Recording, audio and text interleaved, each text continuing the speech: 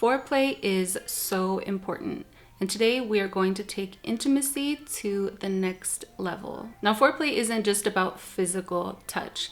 It's also about mental and emotional stimulation. To create intense arousal, tension, and desire, you need to be able to engage in all of your partner's senses. So today I have some tips for you to reignite that spark and spice things up. The first type of foreplay I want to talk about today is intellectual. So this looks like brainstorming with your partner. When you are ambitious together, it really builds this intellectual bond. And that could look like coming up with ideas for the future, planning, being ambitious together. There's nothing more interesting about a person than seeing what they are passionate about and what they believe in. It's all about not missing an opportunity to connect with your partner. For a lot of us, it's like second nature to pick up our phone when we have some free time, but that is a perfect opportunity to connect with your partner. Whether you are at home or at an event, put your phone away, put it in your bag, put it in another room, and use that free time as an opportunity to connect with your partner. Staying current on world events, science, art, and just being curious about the world around you and constantly striving to learn more. Which brings me into my next tip, which is learning together. I really enjoy listening to podcasts with my partner, and then after picking each other's brains, seeing what he learned, sharing what I learned, all of the takeaways. I love reading and then sharing with my partner, like, hey, this is what I was reading today, this is what I learned, and the same goes for my partner. He'll share what book he's reading and what he's taking away from it, and it's just a really cool way to not only learn together, but discover each other even more. A huge part of connection is being vulnerable. So sharing personal experiences, things that you've been through, and also actively listening when your partner shares those things with you. And having deep conversations, engaging in deep convo about your values, about your dreams, is such a beautiful way to connect with your partner. As humans, we're always changing and growing, so it's nice to have these deep conversations often. And this is something that needs to be a priority. So whether you're at dinner or you're at home in bed, really carving out that time to have these deep intellectual conversations is going to help not only in the bedroom, but just strengthen your relationship in general. It's one of my favorite types of foreplay, deep conversations, really getting in someone's mind, digging deeper of how they feel, how they think, their belief systems, their values, and allowing yourself to open up the same. Instead of focusing on flowers, chocolate, and romantic dinners, one equally important aspect, which is usually overlooked, is connecting. You know, when you're together for years, you're like, oh, I know this person, I have them figured out. But to create a space to continue to get to know your partner, connecting on an intellectual level, there really is nothing sexier than a mental connection. Sharing your fantasies. Sharing your innermost desires and fantasies can be a vulnerable and intimate experience. And that can also be scary, right? Sometimes I feel like my fantasies, I'm like, what? And maybe the idea of sharing your sexual fantasies with your partner makes you want to crawl out of your skin. Join the club. When we talk about sex with our partners, it's a very vulnerable act. And voicing your sexual fantasies can leave you feeling exposed, especially if you think that those fantasies are embarrassing or taboo. You might worry that your thoughts and desires won't line up with your partner's wants or their fantasies, or they might judge what you are into. I totally get it. It could be very scary, but it really is important to share your fantasies and also allow a safe space for your partner to share their fantasies. Also, when you admit your own sexual fantasies to yourself, it can be a little easier to share them with your partner. And of course, it's easier said than done, right? But I do have some steps for you so you can approach the topic of sharing your fantasies with your partner. A great way to kind of open this door is maybe watch an X-rated movie together. Go to Fascinations and explore the store together. Maybe you can pick one thing and he could pick one thing, and you guys surprise each other. And that's a great way to kind of open the door to those sexual fantasies. And the fantasies that you have doesn't mean that there's something wrong with you or bad about you. In fact, they don't really say anything about you. And explain that there's no pressure to act on your fantasy ASAP or ever. And my final step when it comes to sharing your fantasy is have empathy for yourself and for your partner. Being playful with your partner, teasing, having that banter, flirting, which again, I feel like in new relationships, it's so easy to do that. But when you've been with someone for a while, that can kind of fizzle out. So just finding ways, being aware of the attitude that you have. Are you being playful or are you being closed off?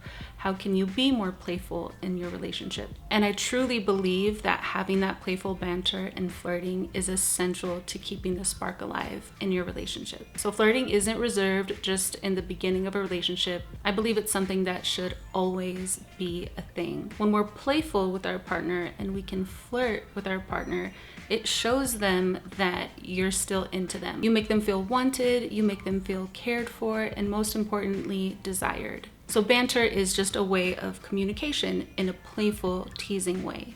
Banter builds trust, it builds closeness, and puts people at ease. And essentially, it's an opportunity for you and your partner to laugh with each other and not at each other. And when you do it right, it will leave you and your partner giggling and laughing like a bunch of kids. And you can never have too much laughter in a relationship. Using banter and flirting and teasing is a perfect way to express intimacy. Before you learn how to banter with others, you need to be emotionally available to banter. And that means you need to be able to build the confidence and self-esteem to take a joke. When banter is used right, you should feel closer to your partner. So it really is just putting your fear aside of rejection, because again, banter is lighthearted and lovingly. So that could be always thinking of comebacks. So humor and wit are essential to banter. Practice your humor, practice your wit. Another great way to flirt and banter is to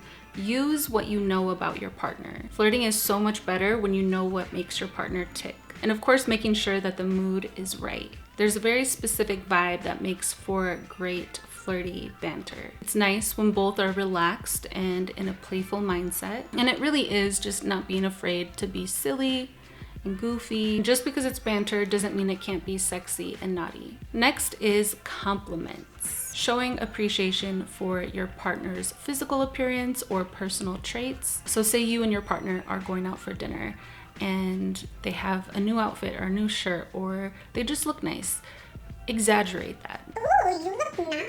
You look so hot. And touch, we'll get into that, but compliments go such a long way. Even if you're not going to dinner, even if it's just a regular mundane day, look for moments, look for opportunities to compliment your partner. If they did the dishes, compliment how good they did. Just, it's the little things that really truly make a difference. And again, if you've been together for a long time and your partner cuts their hair and you've seen their hair like that before, or your boyfriend or husband shaves his beard and you know what they look like already with that new cut or style, still try to make a big deal about it. And I think appreciation should be showed every day. So just finding those little ways to sneak it in. My next tip is active listening. When your partner is talking to you, listen. I know it sounds so simple, but a lot of us, men and women, most of the time, we're either hearing what we want to hear or we're tuning our partner out. Active listening is a way of listening and responding to another person that improves mutual understanding, letting the person finish what he or she is saying. So active listening looks like being attentive. Your attention is on your partner. Also, asking open-ended questions is a great way to active listen. And if there is something that you don't understand, say you're listening to your partner and you feel like you can't understand them, a great way to diffuse that is just request clarification. And delivery is everything. Also using open body language, leaning in, leaning forward, nodding. Next topic is physical. That includes kissing. Now this could be gentle and soft or intense and passionate. I think it's so important to have makeout sessions. I don't care how old you are. So kissing is definitely, of course, important, but also touching. Using feathers.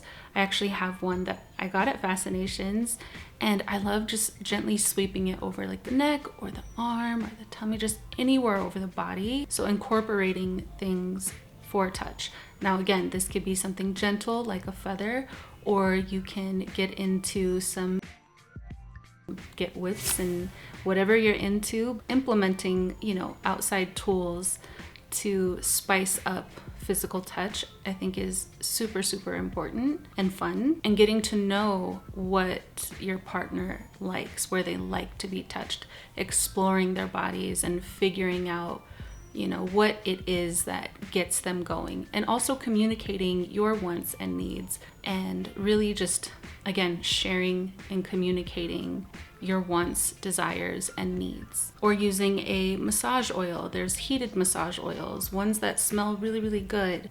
Again, go into your local Fascinations. They'll have everything that you need to spice up the bedroom. I highly recommend playing with. I know it can sound a little intimidating, but they have beginner-friendly kits, just like this one here.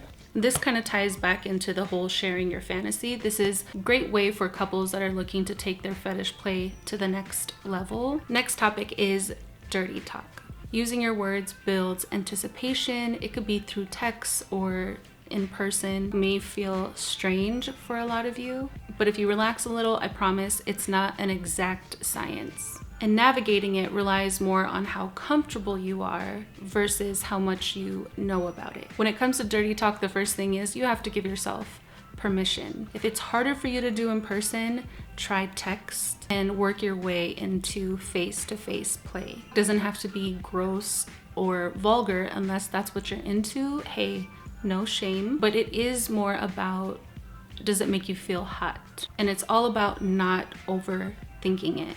So communicate, explore, and communicate some more.